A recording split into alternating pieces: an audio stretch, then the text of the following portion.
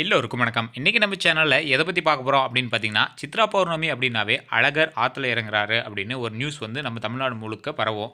அப்போ மதுரை ரொம்பவே களை கட்டிட்டு இருக்கும். இந்த காலகட்டத்தில அழகர் ஆத்துல இறங்குறாரு அப்படிங்கிறது அந்த ஊரோட விசேஷமா இருந்தாலும், தமிழகம் எங்கும் அங்கங்க இருந்து வழிபடுற ஒரு மிகப்பெரிய கடவுளா அழகர் பார்க்கப்படுறாரு. இந்த கோவில் எப்படியாப்பட்ட கோவில்? மதுரைக்கு இந்த கோவில் எப்படி வந்தது? இதோட சிறப்புகள் என்ன? இதோட புராண கதைகள் என்ன? அப்படின்னு நம்ம தெரிஞ்சுக்கணும்னு எல்லாத்துக்குமே ஆர்வங்கள் இருக்கும். ஸோ, இப்ப நம்ப இந்த அழகர பத்தி தான் பார்க்க போறோம். அதுக்கு முன்னாடி நம்ம சேனல இதுவரை சப்ஸ்கிரைப் பண்ணாம இருந்தா சப்ஸ்கிரைப் பண்ணிக்கோங்க. அப்படியே பக்கத்துல இருக்கிற பெல் பட்டன மறக்காம பிரஸ் பண்ணிக்கோங்க. இப்ப பார்க்க போற வீடியோ ரொம்பவே சுவாரஸ்யமா இருக்கும். ஃபர்ஸ்ட் நம்ம அதோட வரலாற்று கதைகள பார்த்துடலாம். வாங்க வீடியோக்குள்ள போலாம். அழகர் கோவில் மதுரையில இருந்து 21 கிலோமீட்டர் தொலைவுல இருக்க அழகர் மலையில அமைஞ்சிருக்க திருமால் கோவில். திருமாலிருஞ்சோலைன்னு வைணவர்களால அழைக்கப்படுற இந்த கோவில் ஆழ்வார்களால பாடப்பட்ட 108 வைணவ திவ்ய தேசங்கள்ல ஒன்று. இந்த கோவிலுக்கு சோலை மாலை, திருமாலிருஞ்சோலை, மாவிருங்குன்றம் அப்படின்னு பல பெயர்கள் உண்டு. கருவறையில இருக்கிற பெருமாள் ஸ்ரீ பரமசுவாமி அப்படின்னு அழைக்கப்படுறாரு. உற்சவமூர்த்தியா அழகர் இருக்காரு. இவருக்கு சுந்தரராச பெருமாள் அப்படின்னு இன்னொரு பேரும் இருக்கு.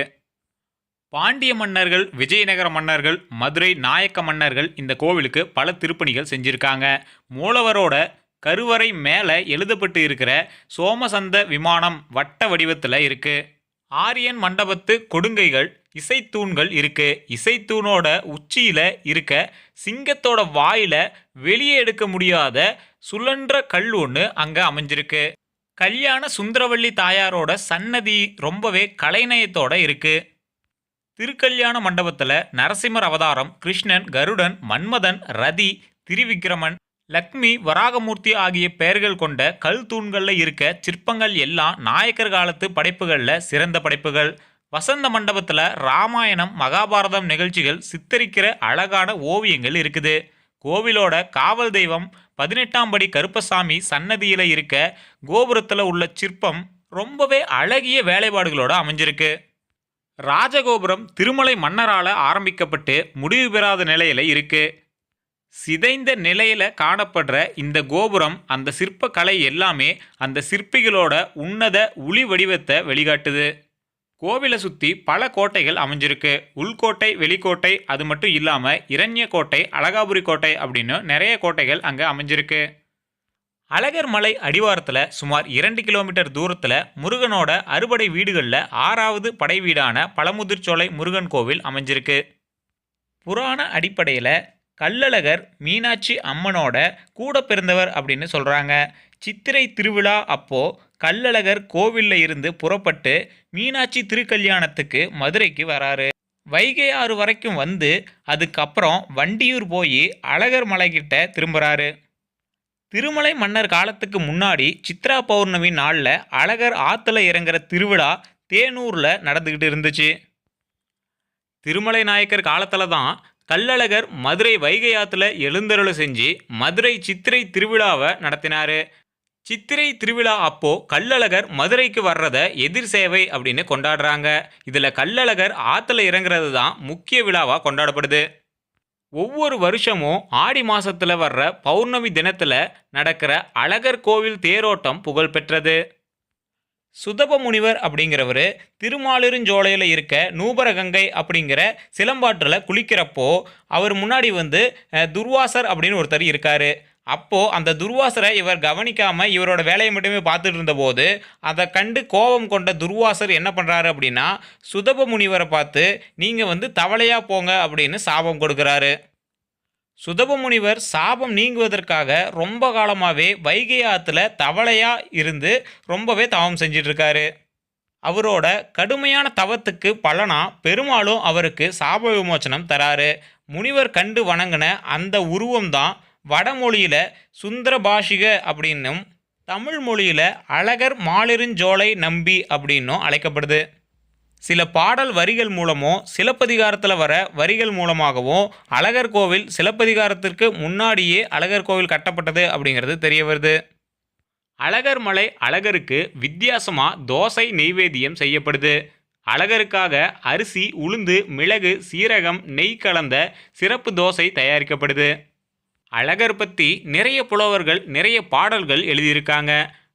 பெரியாழ்வார் 24 பாடல்கள், ஆண்டாள் 11 பாடல்கள், பேயாழ்வார் 1 பாடல், திருமங்கையாழ்வார் 33 பாடல்கள், பூத்தளந்தாழ்வார் 3 பாடல்கள், நம்மாழ்வார் 36 பாடல்கள், ஆக மொத்தம் 108 பாடல்கள். இதை தவிர உடையவர் ராமானுஜர், கூரத்தாழ்வார், மணவாள மாமுனிகளும் இவரை மங்களாசாசனம் செஞ்சிருக்காங்க. 2011ஆம் வருஷம் நடந்த கும்பாபிஷேகத்தை தொடர்ந்து கோவிலில் பல்வேறு பணிகள் மேற்கொள்ளப்பட்டப்போ மண்ணுக்குள்ள புதஞ்சிருந்த குளம் தோண்டி எடுக்கப்பட்டது. அதுக்கப்புறம் சரிஞ்சிருந்த படிக்கட்டுகள் சரி செய்யப்பட்டது. அப்போ 400 வருஷம் பழமையான கோவில் தேரையும் வடிவமைக்கிற பணி தொடங்கியது. 2 வருஷத்துக்கு முன்னாடி 15 பேர் கொண்ட தச்சர் குழு தேரை வடிவமைக்கிற பணியில் ஈடுபட்டாங்க. பர்மாவில் இருந்து முதல் ரக தேக்கு தேரை வடிவமைக்கிறதுக்காக வர வைக்கப்பட்டது. அது மட்டும் இல்லாமல் வேங்கை மரமும் கொண்டு வரப்பட்டு தேரோட அழகும் அளவும் மாறாமல் அப்படியே செதுக்கப்பட்டது. 5 நிலைகளோட 51 அடி உயரமும் 62 டன் எடையும் கொண்ட இந்த தேரோட கீழ்ப்பகுதியில் 162 சுவாமி சிற்பங்களும் மேல் பகுதியில் 62 கலை சிற்பங்களும் அதோட இன்னும் பல சிற்பங்கள்லாம் சேர்த்து 400 சிற்பங்கள் அமைச்சிருக்காங்க. விநாயகர், கருப்பண்ண சுவாமி, விஷ்ணுவோட தசாவதாரங்கள், ரதி, மன்மதன், சித்தர்களோட சிற்பங்களும் தேரில் இடம்பெற்றிருக்கு. நான்மாட கூடல் மதுரையில் தினமும் திருவிழா தான். ஆனால் சித்திரை திருவிழா தான் பிரசித்தி பெற்றது. மீனாட்சி திருக்கல்யாணமும் மறுநாள் நடக்கிற தேரோட்டமும் அதை தொடர்ந்து சித்ரா பௌர்ணமி தினத்தில் அழகர் ஆற்றுல இறங்குறதும் ரொம்ப சிறப்பானதாக இருக்கும். கள்ளழகர் ஆற்றுல இறங்குறது ஆண்டுதோறும் நடக்கிற நிகழ்வானாலும் ஒவ்வொரு வருஷமும் அழகரை பார்க்க வர்ற கூட்டம் அதிகரிச்சுக்கிட்டே தான் இருக்குது. அழகர் மலையில் இருந்து மதுரைக்கு வந்து ஆற்றுல எழுந்தருளி பக்தர்களுக்கு காட்சி கொடுத்துட்டு மண்டுக முனிவருக்கு சாப விமோச்சனம் கொடுத்துட்டு திரும்ப அழகர் மலைக்கு போகிற வரைக்கும் சாமி எங்கே இருக்குது அப்படிங்கிறது மதுரைக்கு வர மக்களோட முக்கியமான கேள்வியாக இருக்கும். தன்னோட தங்கை ஸ்ரீ மீனாட்சிக்கும் ஸ்ரீ சுந்தரேஸ்வரருக்கும் கல்யாணம் நடக்கிற செய்தியை கேட்டுட்டு ஸ்ரீ அழகர் கள்ளழகர் திருக்கோலத்தோட அந்த வைபவத்தை பார்க்க அழகர் மலையில் இருந்து இறங்கி சகல கோலாகலத்தோட மதுரையை நோக்கி வராரு. வர்ற வழி முழுக்க பக்தர்களுக்கு காட்சி கொடுக்கறதால தங்கையோட கல்யாணத்தை பார்க்க முடியாமல் போயிடுது. அந்த சோகத்தோட வைகையில் எழுந்தருளி இருக்காருன்னு புராண கதை சொல்லுது. அழகருக்கான ஆடைகள், ஆபரணங்கள், அலங்கார பொருட்கள் எல்லாமே ஒரு மரப்பெட்டியில் இருக்கும்.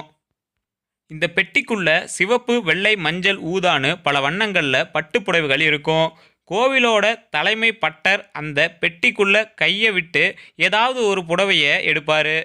அவர் கையில் எந்த புடவை சிக்குதோ அந்த புடவையை கள்ளழகர் ஆற்றுல இறங்குற அன்னைக்கு அவருக்கு அணிவிக்கப்படும்.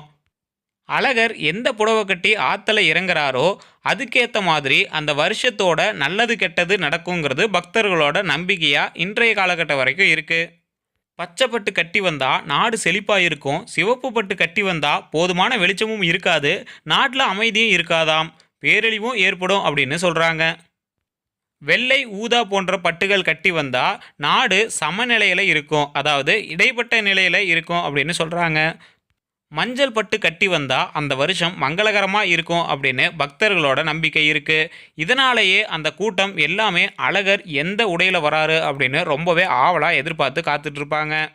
தல்லாக்குளத்தை விட்டு கள்ளழகர் தங்க குதிரையில் கிளம்புனதுமே வைகை ஆற்றுல காத்துக்கிட்டு இருக்கிற பக்தர்களோட ஆரவாரம் ஆரம்பமாயிடும். வைகையில் ஓடுற தண்ணியில் நின்று தன்னை காண வர்ற பக்தர்களை காண அசைஞ்சு வர்றதை பார்க்குறதே தனி அழகு தான். வைகையில் இறங்கின அழகர் மண்டுக முனிவருக்கு சாப விமோச்சனம் கொடுக்கறதுக்காக வண்டியூரை நோக்கி புறப்படுறாரு. ஆற்றுல இறங்குற அழகர் ஆற்றின் வழியாகவே வண்டியூர் போய் சேர்றாரு. கூடவே பக்தர்களும் அழகரோட பயணிக்கிறாங்க. பயண களைப்பு நீங்குவதற்காக வண்டியூரில் சந்தன அலங்காரம் பண்ணியிருக்கிற கள்ளழகர் அங்கே இருக்கிற பெருமாள் கோவிலில் வலம் வந்து அதுக்கப்புறம் சர்ப வாகனத்தில் புறப்பட்டு தேனூர் மண்டபம் வந்து சேராரூர் தேனூர் மண்டபத்தில் தங்க கடை வாகனத்துக்கு மாறுற அழகர் அங்கே தன்னோட வருகைக்காக தவம் செஞ்சுக்கிட்டு இருக்கிற மண்டுக முனிவருக்கு சாப விமோச்சனம் தராரு. அதுக்கப்புறம் தேனூர் மண்டபத்தில் இருந்து மதுரையை நோக்கி வர்ற அழகர் ராமராயர் மண்டகாபடி மண்டபத்துக்கு வந்து அன்னைக்கு இரவை அங்கே செலவிடுறாரு. அன்னைக்கு இரவு முழுக்க தசவதார அலங்காரத்தில் தோன்றி பக்தர்களை பரவசத்தில் அழகர் ஆழ்த்துறாரு. அங்கே இருந்து அனந்தராயர் பல்லக்கில் தல்லாக்குளத்தில் இருக்கிற திருவிதிராஜா மண்டபம் வரைக்கும் வர்றாரு. அன்னைக்கு இரவு அழகருக்கு அலங்காரம் செய்யப்பட்டு பூ பல்லக்கில் ஜோடனை நடக்கும். மறுநாள் அதிகாலையில் பூ பல்லக்கில் மலையை நோக்கி கிளம்புற அழகர் வழிநெடுங்க பக்தர்களுக்கு தரிசனம் கொடுத்துக்கிட்டே அழகர் கோவிலை நோக்கி புறப்படுறாரு. இந்த காரணங்களுக்காக தான் கள்ளழகர் சித்ரா பௌர்ணமி அன்னைக்கு ஆற்றுல இறங்குறதா மாபெரும் விழாவா மதுரையே கோலாகலமாக கொண்டாடுது. இந்த புனிதமான சித்ரா பௌர்ணமி நாளில் இந்த புனிதமான விஷயத்தை பற்றி நீங்கள் தெரிஞ்சிருப்பீங்க. இது போல் பல விஷயங்களை தெரிஞ்சுக்கணும் அப்படின்னா நம்ம சேனலை சப்ஸ்கிரைப் பண்ணாமல் இருந்தால் சப்ஸ்கிரைப் பண்ணிக்கோங்க. இந்த வீடியோ பிடிச்சா லைக் பண்ணிக்கோங்க. மறக்காமல் உங்களோட நண்பர்களுக்கு பகிர்ந்துக்கோங்க. இதுவரை நம்ம சேனலை சப்ஸ்கிரைப் பண்ணாமல் இருந்தால் சப்ஸ்கிரைப் பண்ணிக்கோங்க. அப்படியே பக்கத்தில் இருக்கிற பெல் பட்டனை மறக்காமல் ப்ரெஸ் பண்ணிக்கோங்க. எல்லோருக்கும் நன்றி.